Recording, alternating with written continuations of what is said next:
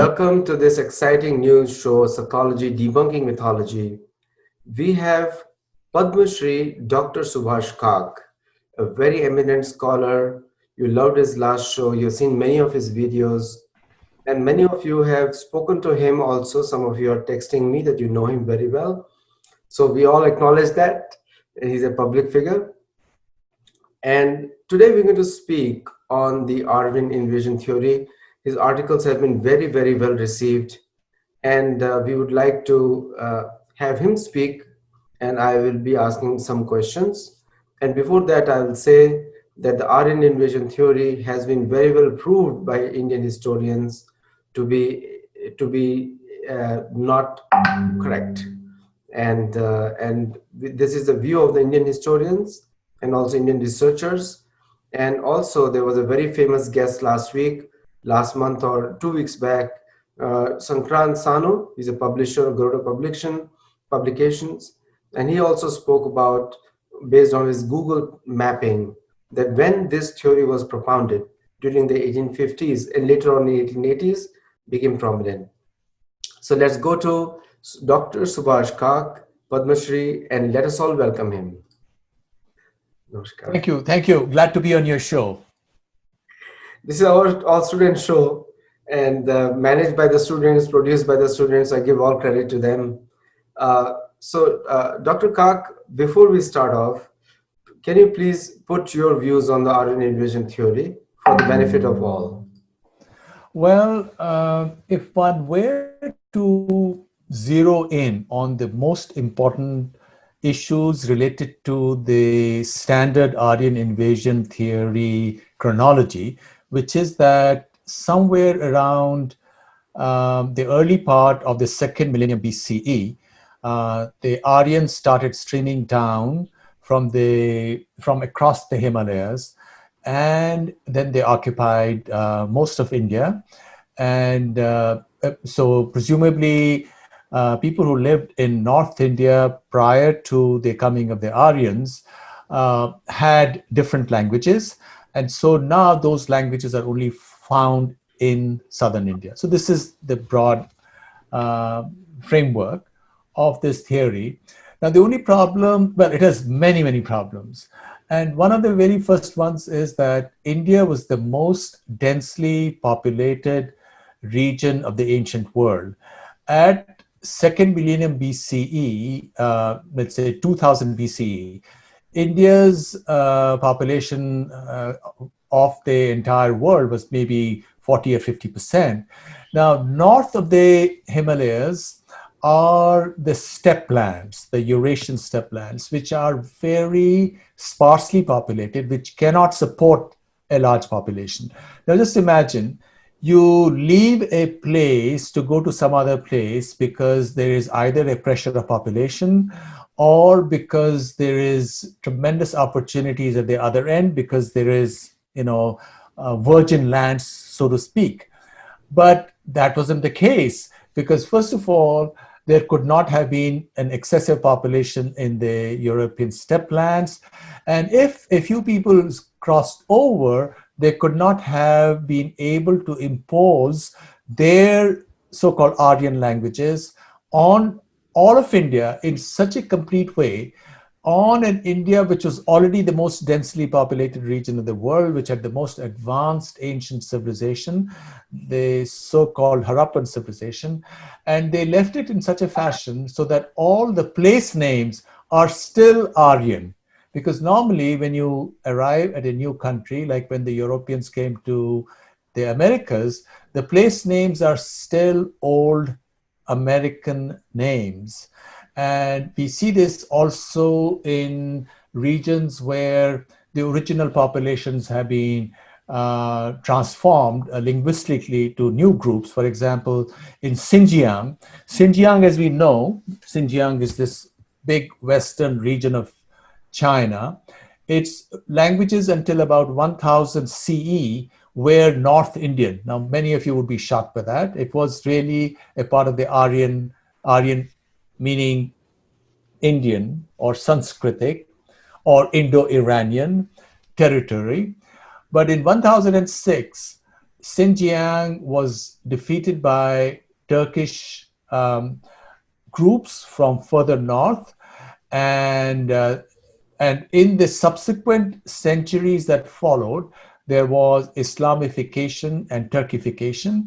So now the Xinjiang population speaks Turkish languages, which is called Uyghur, Ugyur. It's a Uyghur language, but the place names are still Sanskritic. For example, you have the city called Khotan, which whose original name was Gostan. From Gostan came Khotan.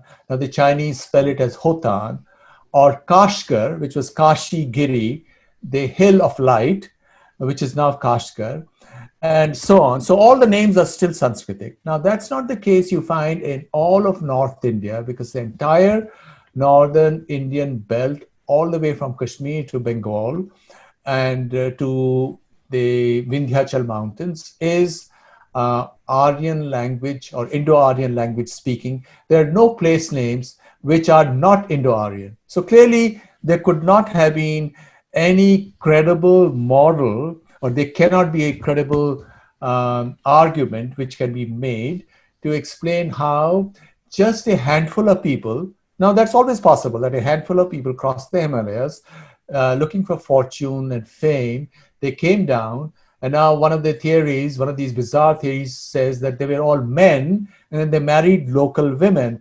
If they married local women, more likely than not, the offspring will speak the language of the mothers and not the language of the fathers, because that was a period where the men were making war. The kids were raised by the women, unless they had such an amazing, modern, computer-based education system, so that they were able to educate their offspring. And they had also brought in teachers, and teachers in such large numbers, in such large counts, that they could teach every young person that was born into the new languages, which is all ridiculous. So it's a totally ridiculous theory. I once wrote an article on all of this, arguing that sometimes, for a variety of reasons, in the mathematical sciences, you can make a mistake. And then you can find that this mistake was because you really divided by zero. Because if you divide by zero, you can show that 2 is equal to 3, because 2 of 0 is infinity, 2 divided by 0 is infinity, and 3 divided by 0 is also infinity, right? But sadly, in this part of social sciences or linguistics or whatever else I might call it, I don't say linguistics is not a very useful science. It is in many different ways, but the very attempt, perhaps motivated or inspired by biblical ideas of a single mother language, which led linguists in the 19th century to postulate this mother language called PIE, or Proto-Indo-European. There's no evidence at all for that, although many scholars, so-called scholars, have spent all their careers trying to come up with these imagined Proto-Indo-European roots. It's really quite a scandal. It's a scholarly or intellectual scandal. So there was really no evidence at all for any incursion of people. On the other hand, you have evidence within Indian texts, which are certainly the oldest texts that we have in any Indo-European language, which have come down to us. So we have evidence in starting all the way from the late Vedic texts, such as one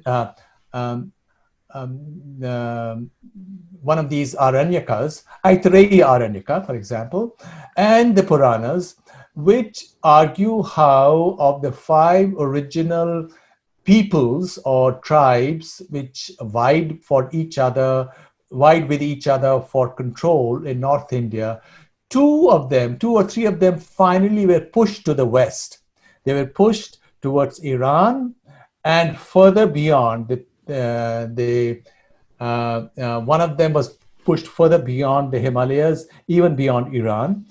And then we do have evidence, and I've worked on it recently, quite some, and I've published some popular articles, but hopefully a book on it will come out soon, which also explains how Indians settled beyond the Himalayas and settled in the region which is now Xinjiang, which is Eastern Central Asia, and also on the other side, going all the way to the Caspian Sea.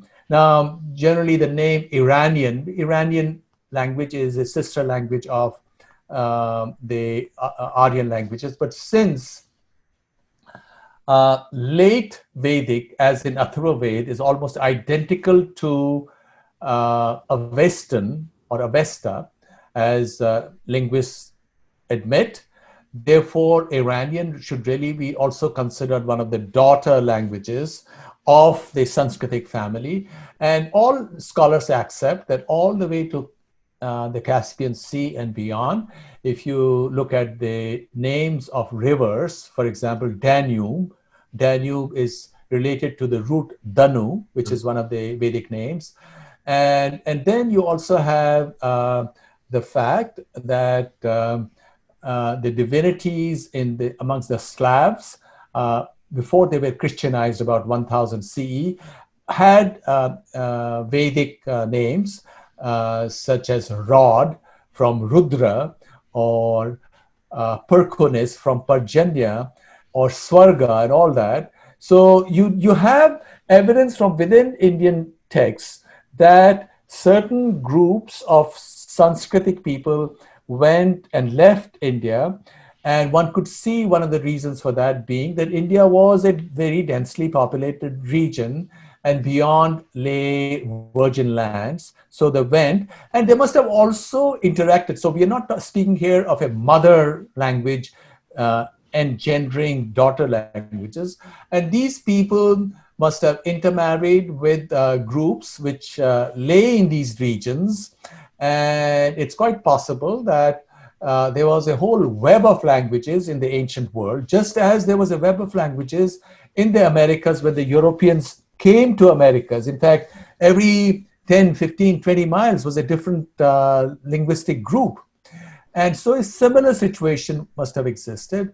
And through interaction over a long period of time, many of those went away. And then Sanskritic languages clearly also was connected with this whole wisdom tradition related to the Vedas. And of course, now the Slavs speak of native Vedism because they also want to be connected to their pre-Christian religion, which they believe is also Vedic. So we have all this preponderant evidence of a variety of ways, including linguistic evidence. In fact, some of you might want to explore this. If you go to medium.com, I have an article or two where I speak of many of the most basic words which are used all the time, like water, God, earth, this or that. And we have different names for these words in different regions of Europe.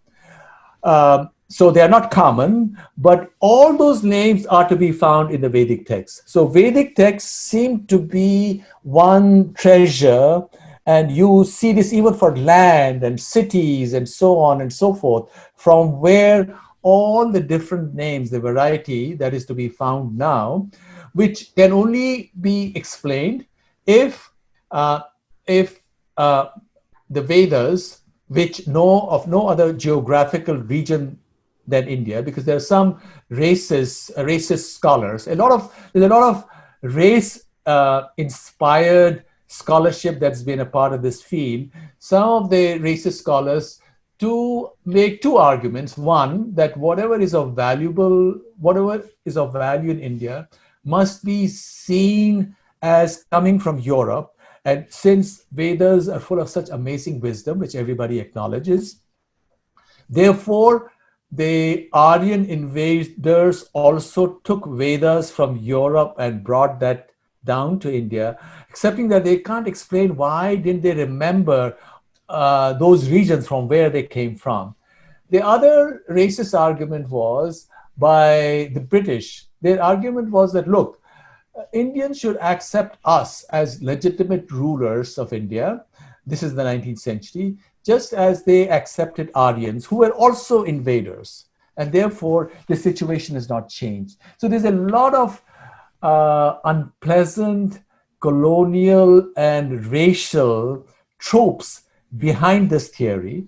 First of all, it cannot be defended on the basis of evidence, and I'm prepared to talk to anybody. We've had challenges at universities where some of the most unpleasant scholars who support the Aryan invasion theory were present, and they just could not defend their position. So it's, and this is not a question of Indian superiority or whatever. It's nothing to do with that, because the argument is not that this language, as it went out, was sort of created or dominated all others. What the argument that we are trying to make is that we have evidence by which we can see how different groups of people who belong to this so-called Aryan family of languages, which are described in the Veda, for example, and the Puranas, certainly did go out. And clearly these places were not empty. There were people living in ancient Slav lands or Russia and Germany and Europe. But we do know that the original languages of Europe were not Indo-European. The original languages of Europe, scholars accept, were probably related to Etruscan or Basque or Finnish, and the Indo-European were an intrusive group. So if the Indo-European were an intrusive group, and the Europe, if they were from Europe, now there are some linguists who say, well, they were probably from southern Urals, from Central Asia, but those places just didn't have the populations to support a group which could have gone out and then overwhelmed all of Europe and overwhelmed, maybe it could have overwhelmed Europe because the population base in Europe was small after the last ice age, but not India. It's impossible. India was the most densely populated region of the ancient world. So I think it's just strange, bizarre racism, which forces people not even to talk of this. I mean, this is bizarre. But clearly, with time, and maybe there's another racist argument behind it. The racist argument was this. Look, Indians are a mongrel race, which is why they were controlled or conquered by, let's say, the Mughals, and later on by the British.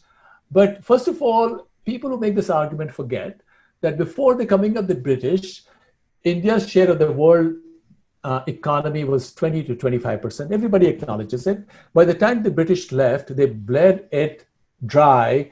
India's share of the world economy had dropped to 1.4% at the beginning of the First World War.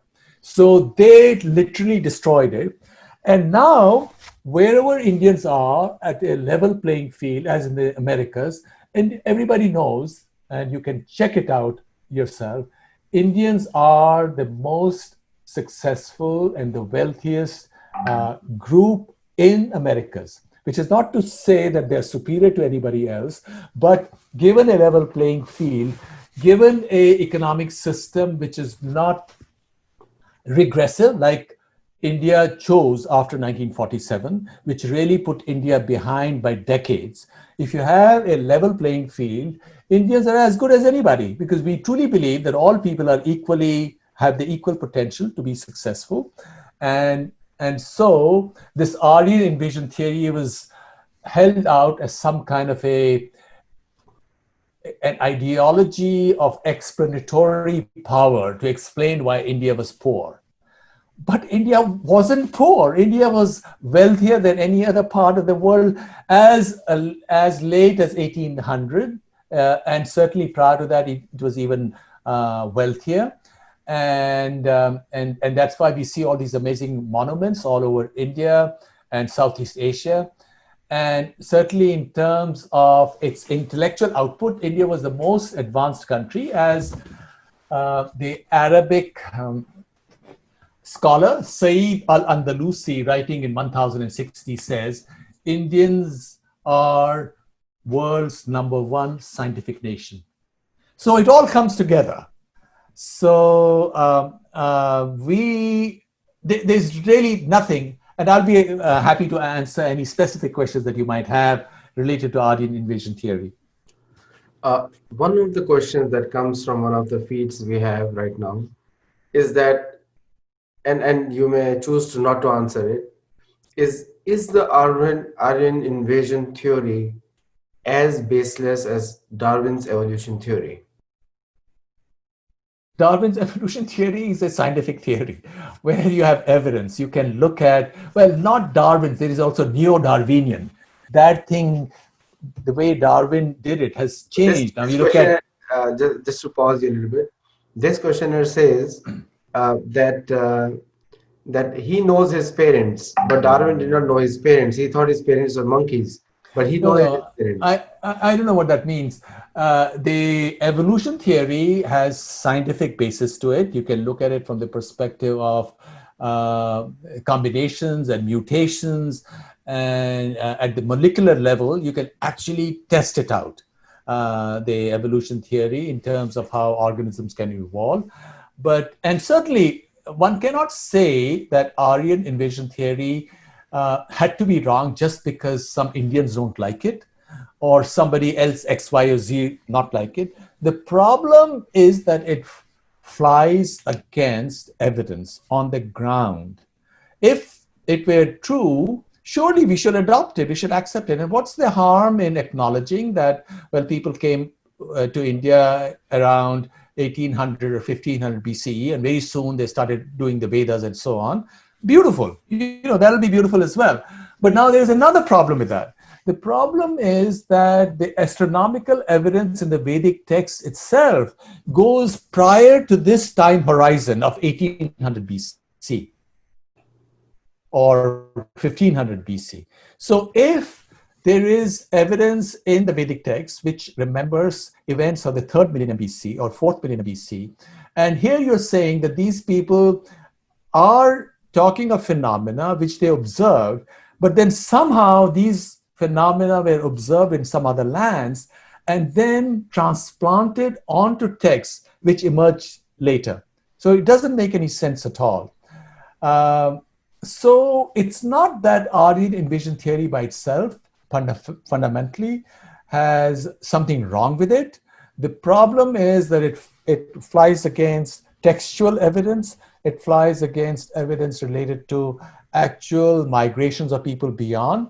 And it also flies against the fact that you had the Mitannis, for example, the Mitanni empires in West Asia. And this was an empire which worshipped Vedic gods and which did not use Iranian language. It was really an Aryan language because there are certain transformations which do not occur in the Iranian sister languages, but they do occur in North Indian Aryan languages. For example, Sapta into Satta.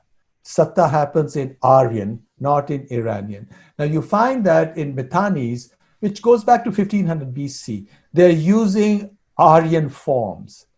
And even the Yazidis and so on, these are people in the Semitic world, Semitic linguistic world as minorities. And you see them most likely having been pushed out. And we have this evidence again. There are Puranic evidences mentioned also in the Ramayana, in the Mahabharata, of groups which went from India and settled down in Bahalik. Bahalik is Bactria. And beyond that, in Samarkand, whose original name when Alexander came there was Markand, which is a Sanskritic word. So you have all this huge amount of evidence, partly astronomical, textual, and certainly linguistic, related to the perpetuation of these Sanskritic names in all of Central Asia and beyond, which makes you then say, well, if this theory doesn't work, we should drop it.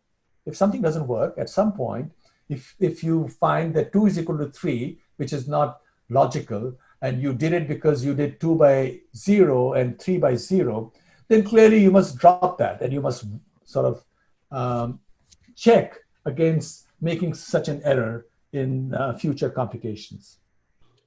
So another question another viewer is asking, and we have lots of questions. Sorry, all of you. I have to pick up few here and there. So one of the questions is there is a misconception amongst a lot of Indian origin people. The person who's asking question is Mercer. She's a student of sociology at Seattle, and she's asking a question that most of the Indian students who come here, they're astonished at the fact that the Aryans could come on horses to India, but Indians could not go on horses back to Europe. So if the traffic can be both ways, why is that there is a misconception like that? I didn't quite understand the question. Something to do with horses? Why didn't Indian ride Yeah, horses to so the, Europe? no, the question is that if the Aryans could come and invade India on horses from Europe to India, so why there is a misconception that Indians could not go back on the same route back? Well, you know, first of all, these categories of Indian and European as monolithic categories is too simplistic. India itself, as everybody knows, is a multi-ethnic, diverse nation now, and so it was 3,000 years ago.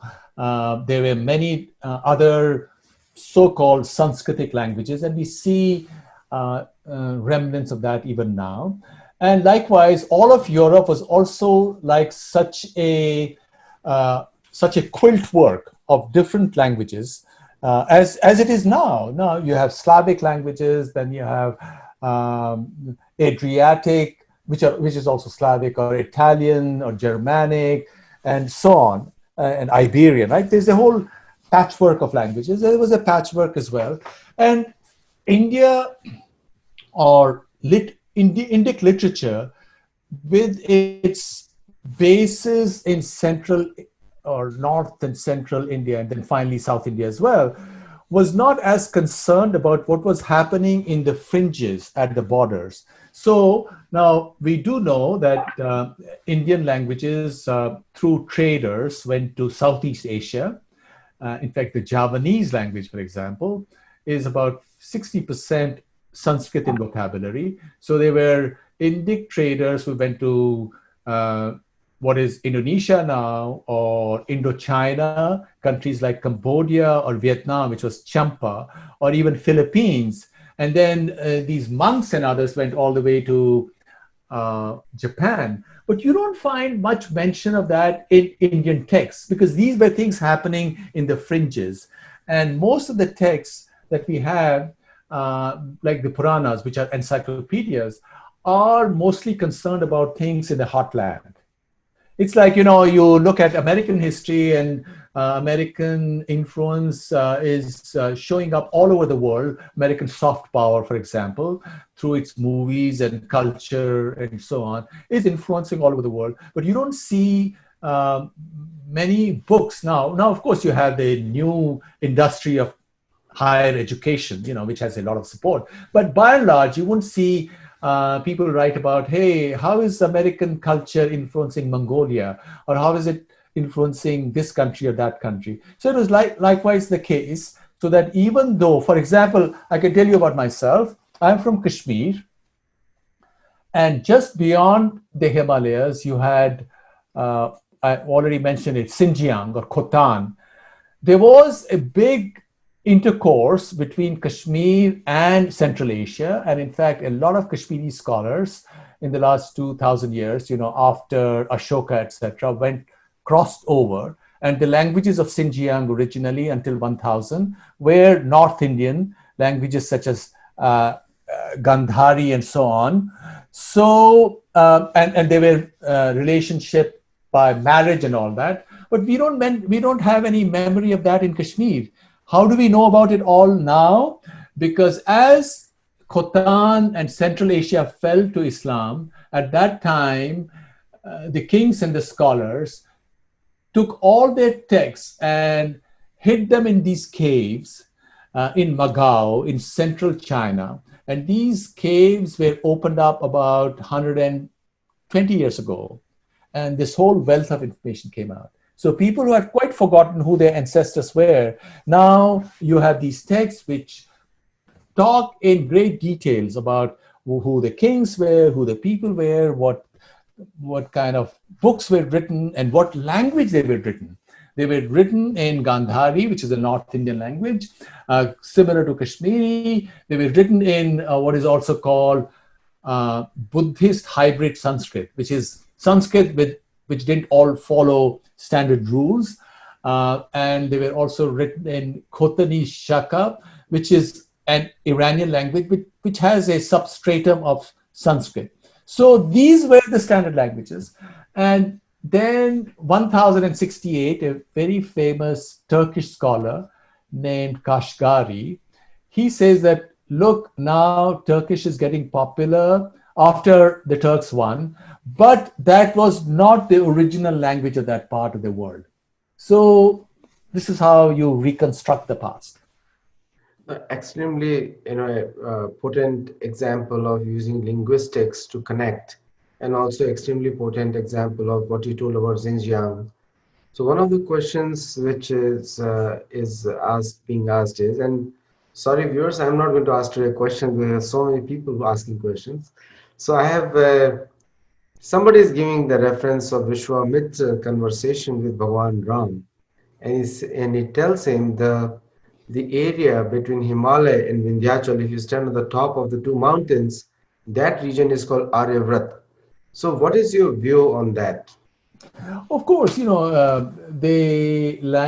region between Himalaya and Vindhya was called Aryavart because there we know all the languages now, it so turns out, are Indo-Aryan or Aryan languages, right? Because beyond the Vindhyachal are the so-called Dravidian languages. Although one must also acknowledge, and linguists do accept it, that all of India, including the so-called Dravidian languages, must be viewed as a single linguistic area because the vocabulary of Dravidian languages such as Malayalam is maybe 97% Sanskritic, maybe even more than what Hindi is Sanskritic, right? Because there was probably at the time of Vedic Sanskrit other dialects also present in North India. So you look at Kannada, maybe it's 85%, or Telugu, it's 92% Sanskritic. And even Tamil is, say, about 60% Sanskrit roots, right? So from one perspective, all of India is one linguistic area. Now, I've argued in a linguistic paper that maybe we should look at the concept of overlapping linguistic families. So you have, and very rightly so, you have a family called Indo-European. I have no quarrel with that. That's perfectly fine. What I have quarreled with is with this notion of Proto-Indo-European. That's ridiculous. That's stupid, actually. So you have a family of Indo-European, and certainly the European languages or languages that we find in Europe and in India belong to the same family. But you also have overlapping language families. So therefore, the Dravidian language family and Indo-Euro and Indo-Aryan are one other group which have an overlap on each other. And likewise, I suppose this idea could also be used to look at other linguistic groups. For example, if you look at Italian, there are remnants of Etruscan, which is a non-Indo-European language, which was used in the first millennium BCE in Italy. Or Basque must have left an imprint on Spanish, and likewise Finnish must have left an imprint, or Estonian, which is also non-Indo-European, must have left an imprint on Germanic languages. Excellent points you made, Dr. Kak. One last question, because we have viewers, we have a time limit on the links that we have access to, all of you. So one last question, probably two. So comes from Miss Spencer. That's what I only think I know about her. Miss Spencer, I don't know who you are, but her question is, why the word Indo being put on everything which is Indian origin, but somehow kind of in getting usurped, where the identity is kind of divided, and where the identity purely belongs to the people from that region, but somehow the Europeans, and she's a British citizen, she's asking, She says, why does European try to take over everything Indian? Okay, perhaps your question, Miss Spencer, right, is about the very name Indo-European. Now, you would be amused to discover that prior to the defeat of the Germans in the Second World War, the name of this whole linguistic family was called Indo-Germanic. But since the Germans lost, amongst other things that they lost their share of this name. And I think it was called Indo-Germanic because the two extreme corners of this language family was Indian on one side, and English also belongs to the Germanic family. So, and that's why the other side was called Germanic. But since the Germans lost and were held to a lot of odium, the horrible stuff that they did, Nazism, etc. So one way they were punished was to drop Germanic there. But in any event, Indo-European, it's fine. Any name is as good as any other. Even if it was Indo-Germanic, that would have been fine too. It does acknowledge the fact that the Indian languages and the European languages belong to the same family. Now, of course, the Germans and the Europeans would like to believe that they came to India and brought the language to India, which is the Aryan invasion theory. The only thing is that it flies against evidence. Now, but to be fair, if somebody were to say, well, maybe the Aryan languages were brought to India in 6000 BCE, perhaps you can't, that hypothesis cannot be so easily dismissed, because if it won't have the same kind of challenges hurled at it, coming from astronomical evidence, coming from evidence from the ground related to population, because this whole Harappan civilization started about 8000 BCE and became the most densely populated region of the ancient world. And there's more and more evidence that, for example, archaeological evidence from Central Asia also finds Harappan evidence out there. So it's not that it's only in the post-Ashokan or Buddhist world that Indians went and settled in Central Asia. No, it was a much earlier population. And in fact, the so-called blonde mummies going back to 2000 BCE have been discovered in Central Asia, in Tarim Basin.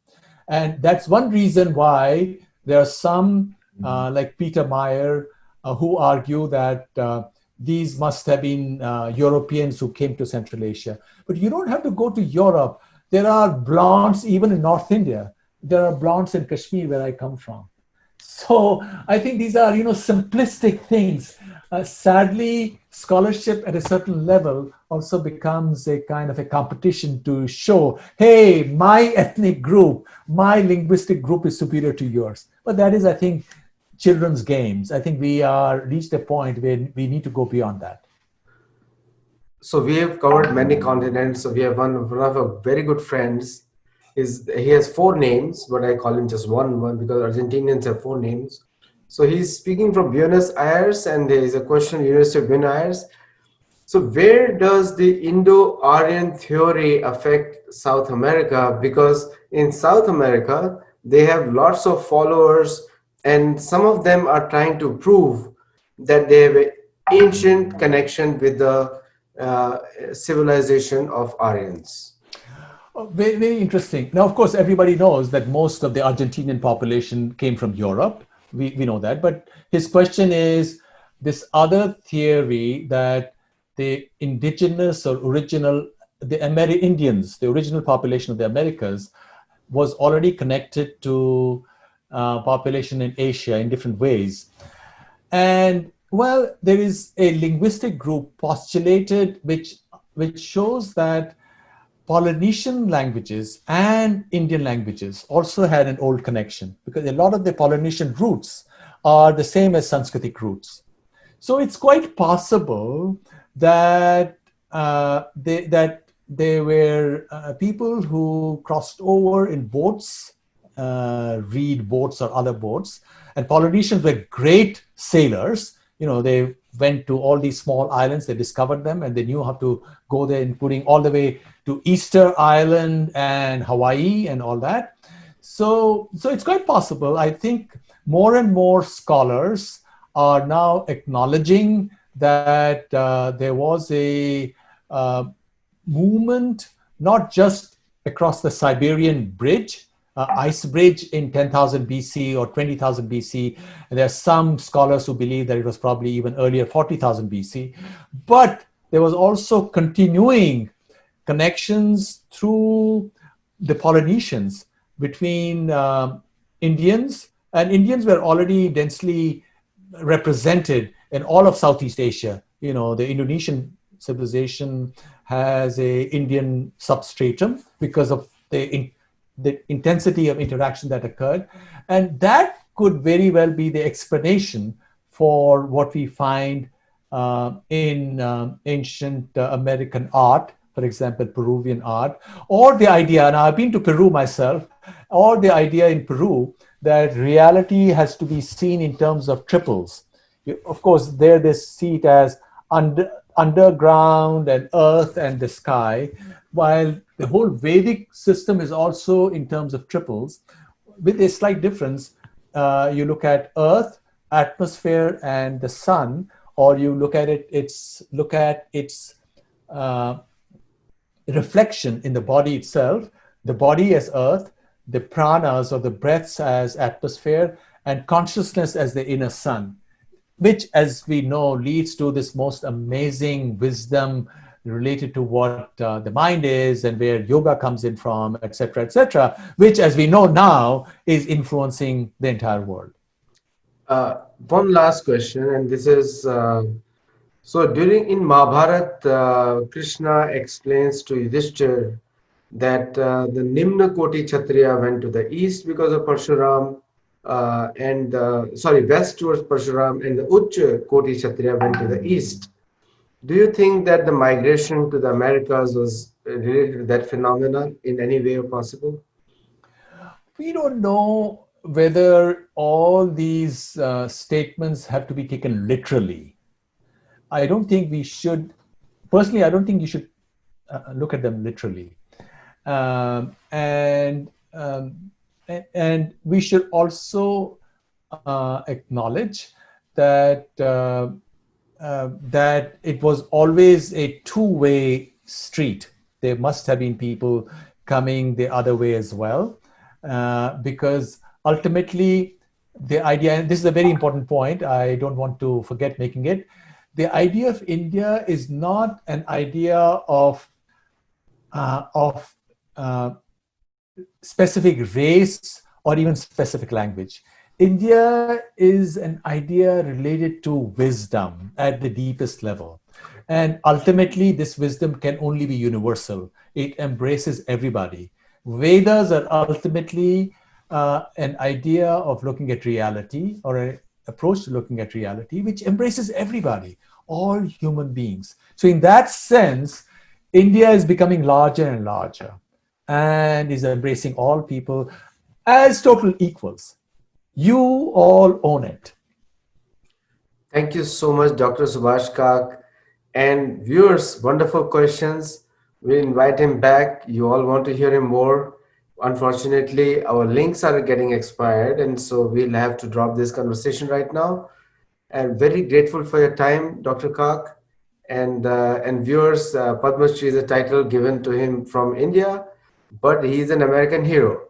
So please come back next time, and I would like to you to directly interact with him if possible. Namaskar.